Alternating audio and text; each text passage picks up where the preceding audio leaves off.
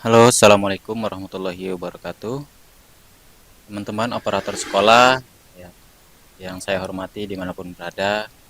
Di video kali ini Bang Tohir sebagai operator sekolah dari SMP IT Islamic Center Bimbas cabang Ketongo Hilir ataupun yang juga merangkap operator yayasan memberikan informasi yang harus kita kerjakan sebagai operator sekolah ya. Yang pertama berita dari yang kita dapatkan langsung dari situs Dapodik ya, Kemdikbudnya langsung ya. Ini kita langsung masuk ke dapo.kemendikbud.go.id ini. Kita klik di berita. Nah, di sini ada berita terbaru nih di sini bulan lalu ya. Nah, kita diperintahkan untuk pemuktakhiran data pokok pendidikan tahun 2024. Nah, dalam rangka evaluasi Dakfisik bidang pendidikan 2023 dan perencanaan Dakfisik bidang pendidikan 2025. Artinya kita sebagai operator sekolah ataupun dari pihak sekolahnya diharuskan untuk mengupdate ya, update kondisi sarana dan prasarana ataupun sapras sekolah kita masing-masing ya. Terutama kita diharuskan untuk mengupdate data kita di Dapodiknya. Nah, ini di sekolah di saprasnya ini. Nah, tanah, bangunan, ruang, alat dan buku dan sebagainya. Pokoknya 3 hal ini diharuskan ataupun kita diperintahkan untuk mengupdate-nya. Apa yang diupdate kita? Yang diupdate ya di sini poinnya nih. Yang pertama data prasarana yaitu kondisi prasarana pendidikan. Ya, kita diharuskan untuk mengupdate pemuktakhiran kondisi prasarana di sekolah kita. Ya, contohnya mungkin ada bangunannya, mejanya, kursinya dan sebagainya macamnya. Ya. Kemudian yang kedua kita diperintahkan untuk mengupdate data sarana pendidikan ya di situ termasuk buku ya mungkin laptop ataupun komputer, apps dan lain sebagainya. Mohon maaf ini saya karena di pinggir jalan ya tempatnya agak berisik.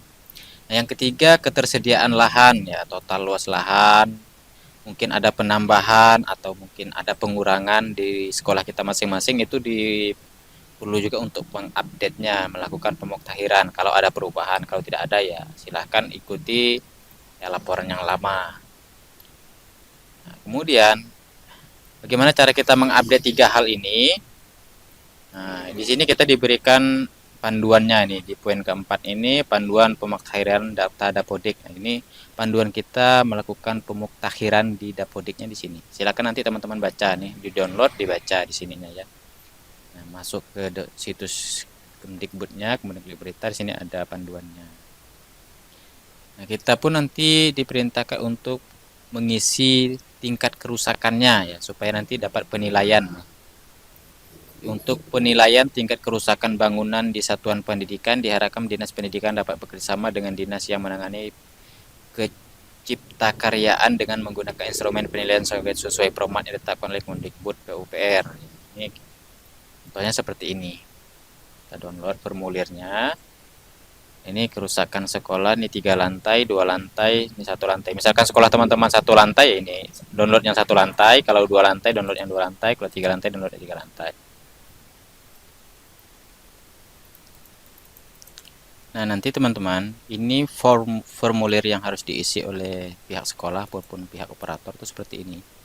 Nah, untuk pengisiannya itu harus disamakan dengan apa yang sudah kita isi di Dapodik nih. Contohnya seperti ini. Tahap 2, hitung volume kerusakan komponen berdasarkan klasifikasi kerusakan. Misalkan sangat ringan kerusakannya, atau ringan, sedang, berat, sangat berat.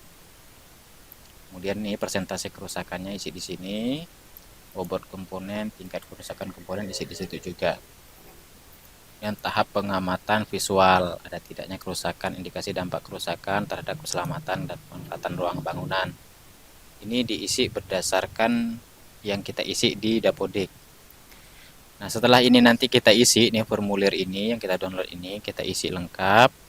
Nanti kita upload di situs SP Datadik-nya ini, SP Datadik Kemdikbud. Nah, login ke sini menggunakan akun Dapodik kita masing-masing, sekolah masing-masing. Kemudian pilih Sapras. Nah, nanti kemudian di sini kita pilih bangunan. Nah, formulir tadi itu kita upload ke sini nih di kondisi di sini. Nah, ini kerusakannya berapa persen? Kalau tidak ada kerusakan tidak ada. Kemudian berkas penilaiannya kita upload di sini nih. Formulir ini tadi hasil yang kita isi ini kita upload ke situ. Nah, upload di sini. Nanti kalau sudah kita upload kan muncul di sini.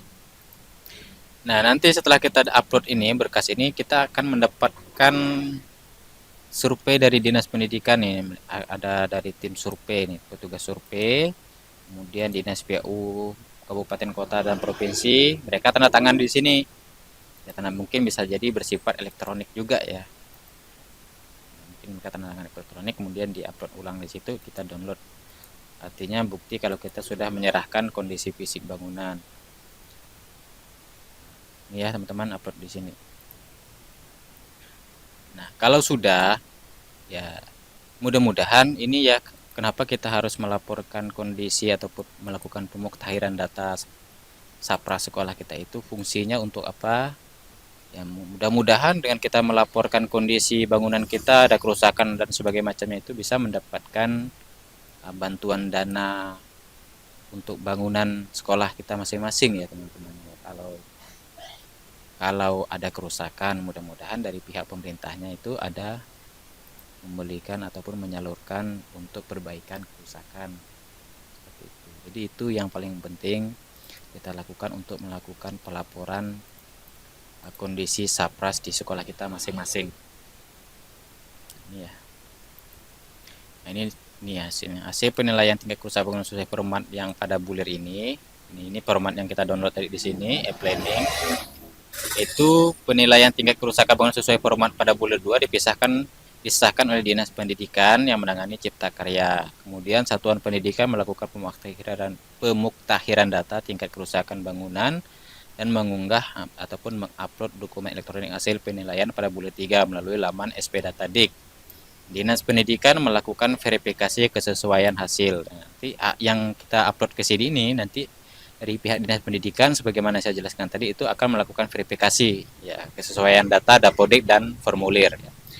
Ya paling tidak kalaupun beda di persenannya 0, berapa beda di komanya ya tidak masalah. Yang penting masih tidak jauh perbedaannya ya apa yang kita isi di formulir ini dengan apa yang kita isi di bagian di sini nih di pemuktahiran datanya ini ya. Itu ya teman-teman.